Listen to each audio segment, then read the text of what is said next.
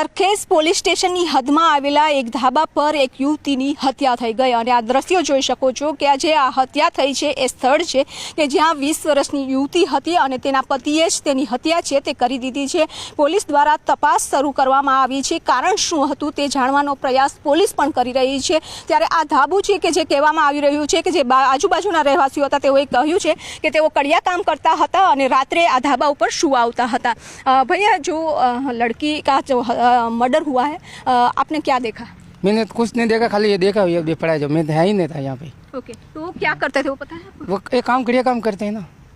हाँ। रोज आते थे यहाँ पर सोने के लिए? यही डेली ये पूरा धाबा पूरा बढ़िया रहता था, पूरे रहते थे ऊपर। उसका झगड़ा कुछ हुआ है, ऐसा हुआ? पता ही नहीं है कुछ मैडम, इतना होता तो मैं आपको खुद ही बता देता। नहीं तो रात को सोने के लिए सिर्फ आते थे? ये खाली रहते ही नहीं है, इनका खाना पीना यही बनाते थे। वो देखो सब झूला सब बनाया हुआ है, सब तोड़ तोड़ के इनका सब बनाया हुआ है ना। वो कहाँ का रहने वाला था? बांसवाड़ा का होगा, कहाँ का इनका गांव तो देखा था मैं तो उदयपुर का हूँ। हाँ 2 पत्नी।